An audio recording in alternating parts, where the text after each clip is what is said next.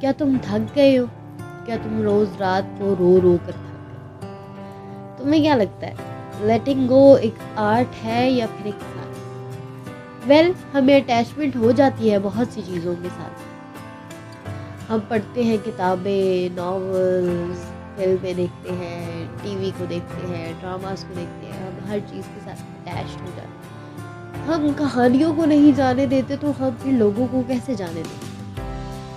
आखिरकार ये मसला क्या है और इसका हल क्या हो सकता है? सवाल पूछना चाहती हूँ, एक अजीब सा सवाल, एक ऐसा सवाल जो शायद आपने खुद से पूछा हो या फिर कभी ना पूछा हो तो फिर अंधेरों में अकेले बैठकर जब नींद आ रही हो रात को सोते वक्त, शायद आपका तकिया भी भीग गया हो इस सवाल के आसपास। अगर वो चीज़ तुम्हारा दर्द है तो तुम उसे छोड़ना क्यों नहीं चाहते? आखिर क्यों? अस्सलाम वालेकुम दोस्तों, तो आप सबको बहुत बहुत बहुत ज़्यादा खुशामदीद चाय और कहानियाँ शो के ऊपर।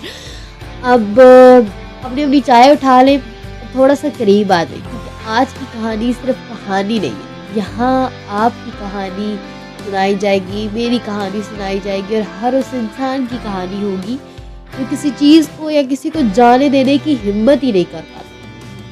जैसे मैं नहीं कर पाती, जैसे आप नहीं कर पाते, जैसे हम किसी को जाने देते ही नहीं हैं। कहानियों को, किताबों को, रस्तों को, ग्रेड्स को और लोगों को, हर चीज़ को अपने पास रखना चाहते हैं। कभी अच्छी यादों को ना जाने देना, कभी बुरी यादों को ना जाने देना। स्टोरी ऑफ लेटिंग गो, रूहान का वो। रूहान एक लिखने वाला इंसान था।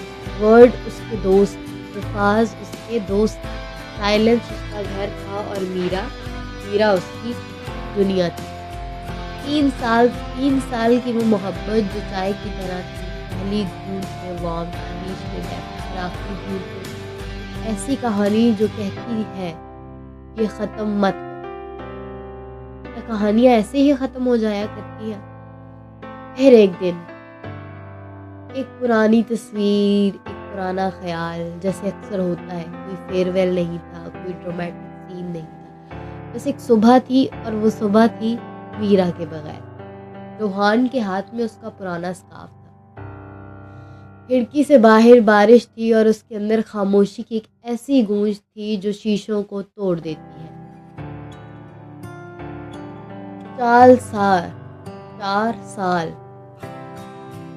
4 साल गुजर गए। रूहान ने नौकरी बदली, शहर बदला, बाल बदले, मगर वो स्कार्फ वो अभी भी उसके साथ था। ये बोझ था या एक बंधन था? ज़ारा ने पूछा एक दिन। ज़ारा कौन? ज़ारा उसकी एक पुरानी दोस्त। रूहान, तुम ये पुरानी चीज़ें क्यों रखते हो अपने पास? रूहान ने जो जवाब दिया वो जवाब नहीं था, वो एक कन्फेशन था। उसने कहा, अगर मैंने ये छोड़ दिया तो क्या मैं वो वक्त भी भूल जाऊंगा? क्या वो मोहब्बत झूठी हो जाएगी? सवाल का जवाब क्या है? और यहाँ दोस्तों, असली सवाल ये नहीं था मीरा क्यों गई। असली सवाल ये था, रूहान ने खुद को जाने की इजाज़त क्यों नहीं दी। हम खुद को ना खुद ही जाने की इजाज़त नहीं देते। लोग मूव ऑन कर जाते हैं, चीज़ें बदल जाती हैं, हम भी आगे बढ़ जाते हैं, लेकिन हम सिर्फ फिजिकली आगे बढ़ते हैं। हमारी सोच, हमारे जज्बात, हमारे एहसास सब वही पुराने हैं। वो लोग जाते हुए जो लोग होते हैं वो आज़ाद कर जाते हैं, हम खुद को खुद ही आज़ाद नहीं। अटैचमेंट, किसी के भी साथ ना अटैच होना बहुत ही बहुत ही अजीब है। अटैचमेंट एक इसको हम कर्ज भी कह सकते हैं। अटैचमेंट हमें कहीं कनेक्ट होती है। थोड़ी देर के लिए हम रूहान की कहानी से बाहर आते हैं और अंदर जाते हैं अपने दिमाग के अंदर, अपनी कहानी के अंदर। ये जो छोड़ने की तकलीफ है ये सिर्फ दिल का मामला नहीं, ये साइंस भी है।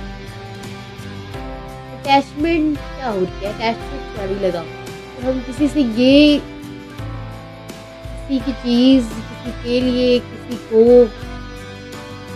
या किसी चीज़ से, किसी शख्स से, किसी किताब से, किसी बात से डीपली कनेक्ट करते हैं हमारा दिमाग एक केमिकल रिलीज करता है, ऑक्सीटॉसिन, डोपामाइन।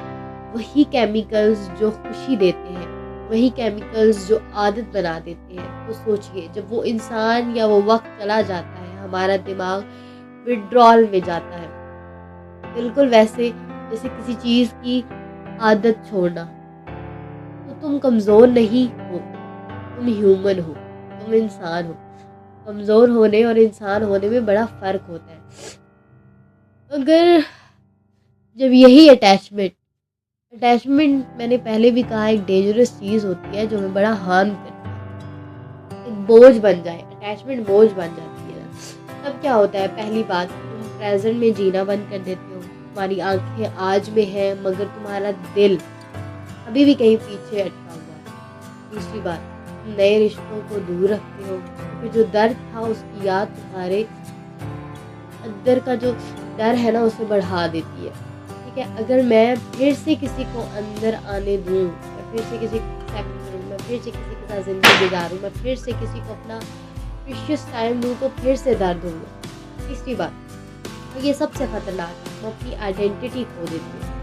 इतना उस चीज़ से डिफ़ाइन हो जाते हो कि तुम भूल जाते हो कि तुम खुद भी क्या कोई हो।